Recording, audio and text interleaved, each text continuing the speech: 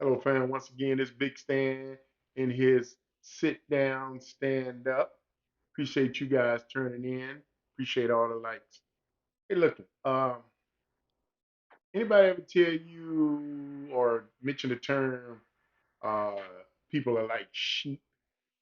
Uh, and I understand what it was, but I didn't understand to what degree they meant it.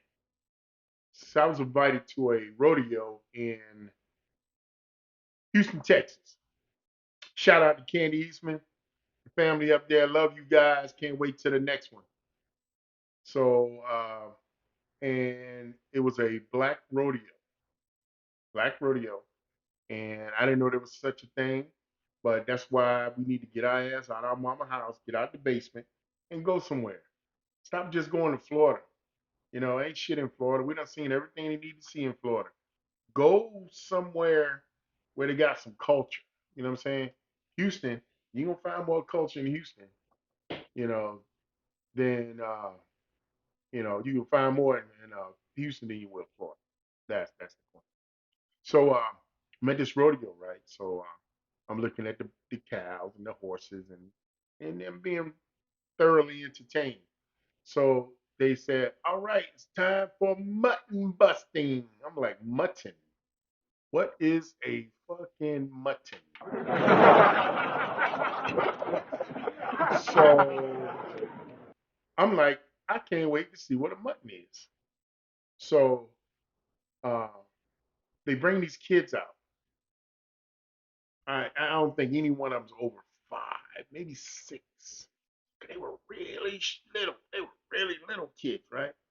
So they were lining them up. It was about 10 of them, about 10 of them, girls and boys. And they brought the sheep out. The sheep came from another corral and and and and, and shipped them to another one, all except one. One sheep they kept in the middle. This motherfucker must be gonna be doing a busting. So I'm watching him. I'm watching him because I don't know what he up to, right? So they take the other sheep, put him in the corral, and they bring a kid out. They got like just as many kids. There was just as many adults. I don't know if they were the parents or the coaches or whatever, but they were talking to the kids and their hands was flying and I think they was giving them instructions on how to not die. So they took the kid and they paired him up with a sheep and they put the kid on top of the sheep. I'm like, what the fuck's going on?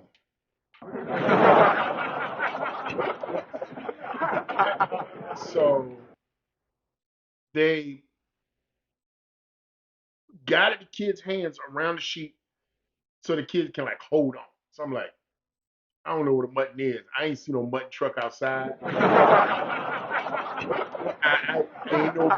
ain't seen nobody with a mutton suit on, but I'm pretty sure mutton gonna show up real soon. So in the meantime, we can watch these kids ride sheep. So by that time, a whistle blew. Reed! And she took off. Bam! I said, God damn! And the sheep ran, haul ass down to where the sheep runs in the middle of the arena and stopped. Like, what the fuck's going on? So the next kid came up.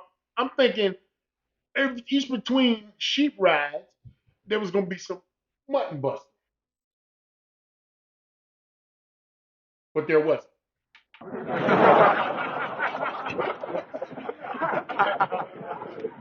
So what I did was I said, let me Google mutton.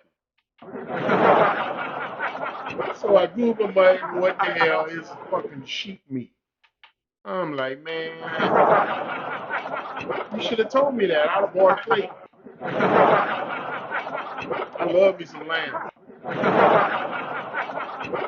So meanwhile, these kids keep riding these sheep to the middle. So I realized the competition was you ride the sheep until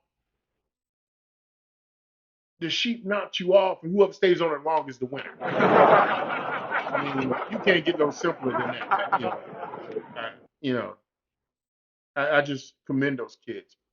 So, but what it made me think is what really, what they really mean by we were sheep, because those sheep, I guess the guy in the middle was the alpha sheep. I don't even know if he was a great guy, he was rich, maybe he just was just everybody's best friend, But they were running to him like he had something that they needed. Okay, that's all I know. And then it put in perspective on how we do on social media. We follow people and don't even know why the hell we follow them. I'm still to this day trying to figure out why do people follow the Kardashians.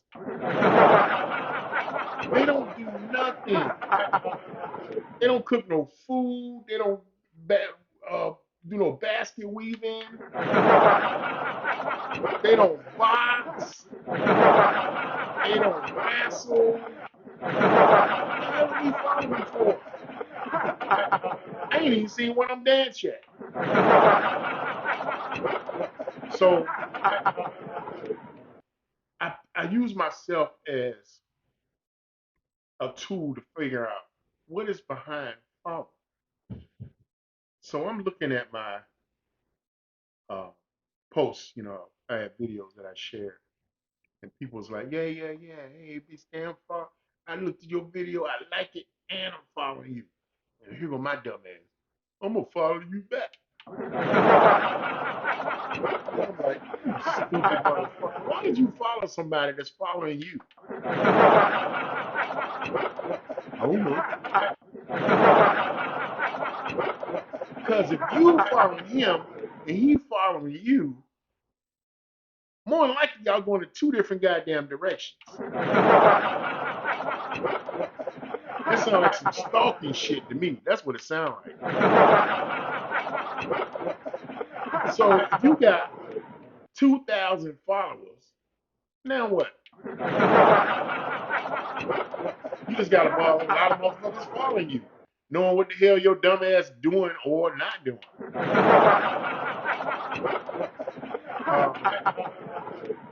But it's another example. It's just a prime example of how truly we have become sheep. We don't even think on our own anymore. We're influenced by people, product, things, weather, your kids, everything. We're influenced by it. And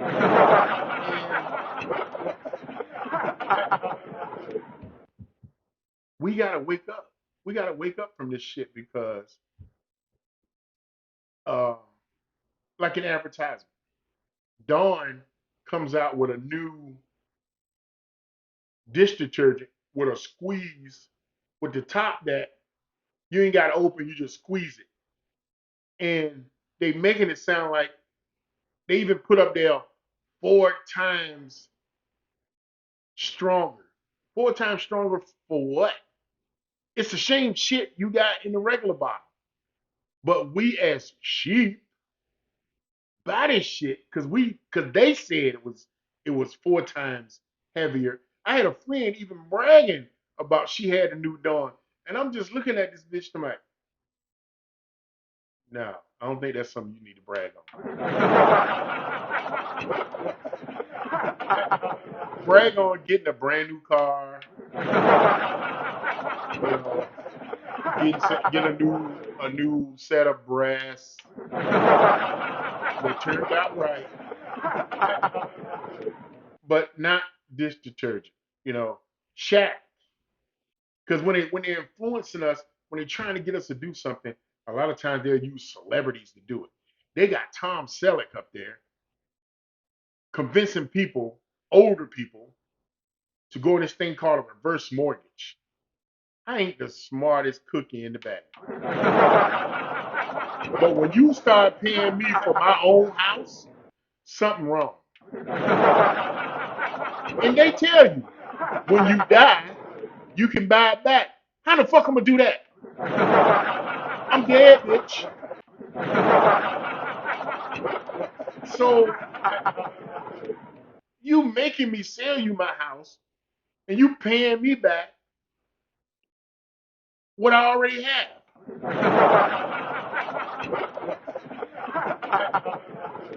That's like you taking my money and giving it back to me. And then if I want it back again, before I die, I gotta fill out some form or something. You got Shaq Diesel. See, they use people that we trust. Then you got Shaq out here talking about, ain't you tired of ordering large pieces and then you get it and it ain't large? I said, goddamn Shaq, yeah. So I ordered one of them damn pizzas. I think it was a Shaq Aroni or something. Shaq-a-roni. Yeah, that's what it was.